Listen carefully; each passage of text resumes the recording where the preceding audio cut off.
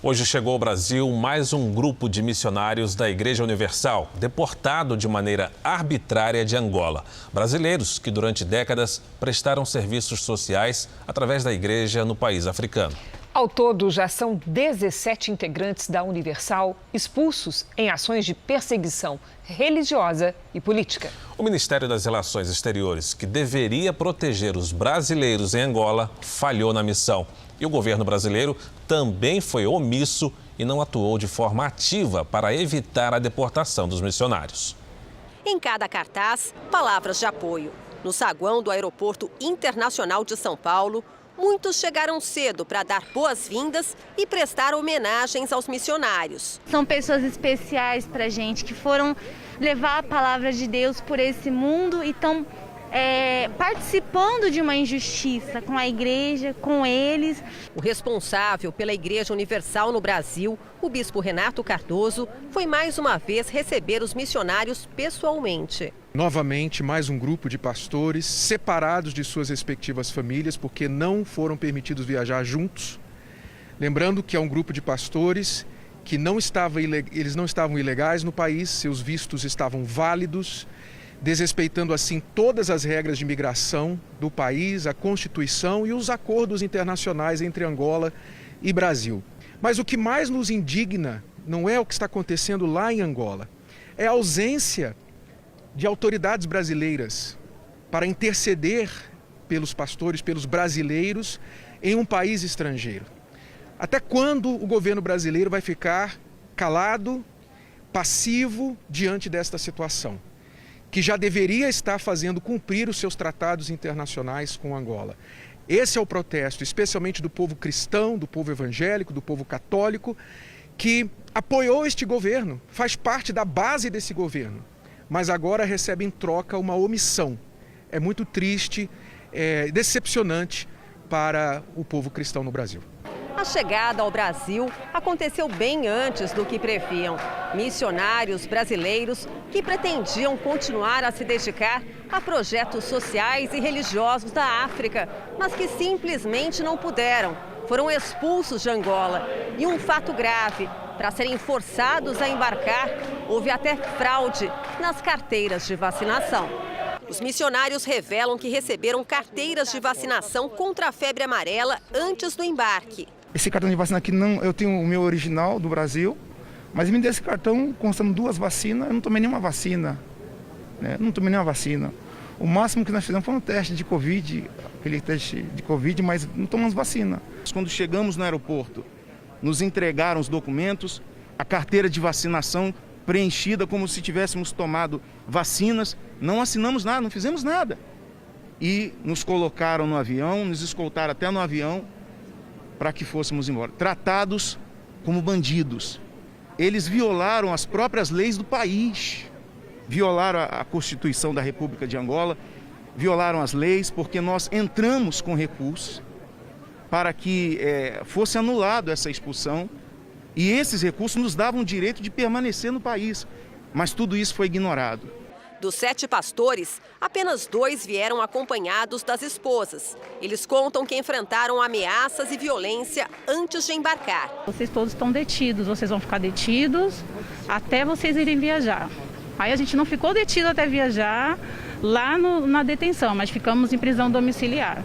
O bispo Eduardo Bravo, presidente da União Nacional das Igrejas e Pastores Evangélicos, que representa mais de 50 mil igrejas no país, diz que documentos dos pastores foram retidos por autoridades angolanas, em mais uma demonstração de violação da lei. Há passaportes que sumiram lá no serviço de imigração, não estão entregando os passaportes para as esposas acompanharem, quer dizer, estão agindo com requinte de crueldade, com certeza uma perseguição religiosa muito grande. E o silêncio do governo brasileiro, o silêncio do Itamaraty, que não está respondendo à altura, não está nem pedindo explicações à altura.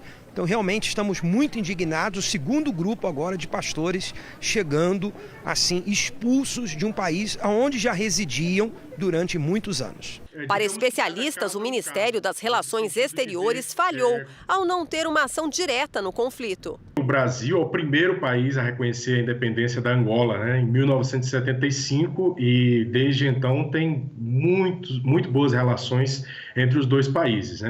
Nesse sentido, o Itamaraty deveria ter agido para contornar essa crise, porque é uma crise que coloca em risco a vida desses missionários, desses pastores, que são cidadãos brasileiros e que viviam aí há mais de uma década na Angola prestando serviço. Na prática, o Itamaraty deveria ter acionado um comitê, um grupo, para trabalhar especificamente com esse tema, e ter feito ligações, telegramas, ações diplomáticas de praxe.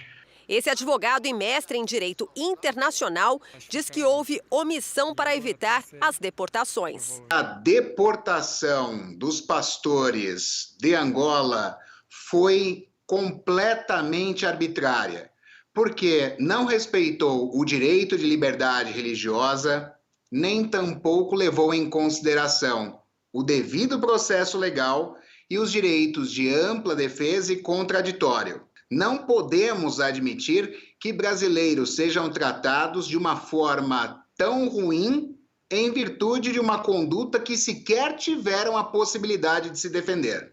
Para ele, o governo brasileiro também foi ausente. O Ministério das Relações Exteriores deveria ter atuado de forma mais ativa, porque é um dever dele proteger os brasileiros que se encontram no exterior.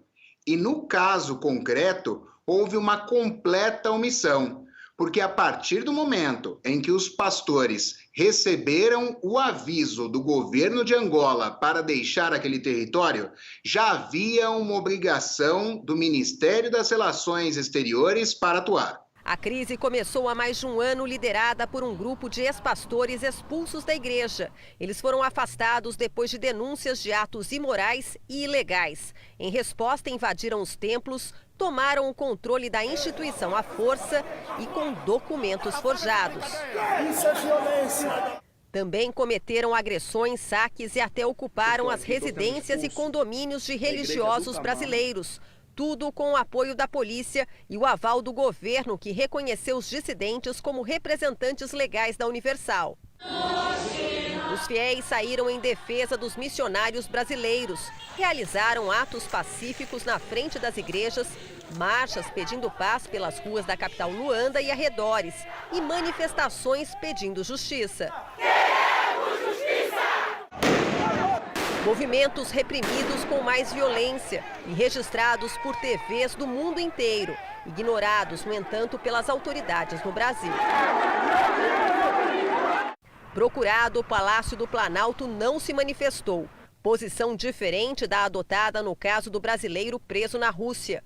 Robson do Nascimento de Oliveira foi detido em março de 2019 num aeroporto russo, porque levava na mala cloridrato de metadona. No Brasil, a substância é considerada um remédio para a dor.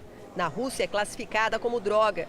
O governo brasileiro acompanhou o caso de perto e Robson foi recepcionado pessoalmente pelo presidente Jair Bolsonaro. Teve uma ação direta do presidente brasileiro, Jair Bolsonaro, para que ele pudesse ser solto e retornar à sua pátria, que é o Brasil. Então, uma ligação entre presidentes seria um recurso diplomático bastante usado pela diplomacia brasileira para que não se chegasse a esse ponto de expulsão. Angola anunciou a deportação de 112 missionários da Universal. Representantes da igreja entraram com ações judiciais e protocolaram uma carta-denúncia no escritório das Nações Unidas em Angola. Com mais de 30 mil assinaturas, eles denunciam a interferência política e a repressão violenta das autoridades angolanas. Nós estamos cansados de humilhação. Famílias foram separadas. Isso constitui uma enorme, flagrante violação ao princípio da dignidade da pessoa humana. Cabe ao Ministério das Relações Exteriores, por meio de seus agentes diplomáticos, conceder proteção a essas famílias brasileiras, para que elas não sejam vítimas de agressões e desrespeitos aos seus direitos em Angola. A Igreja Universal está presente em 134 países. Em todos eles, atua no desenvolvimento de projetos humanitários e sociais, de forma transparente e com respeito às leis e tradições locais.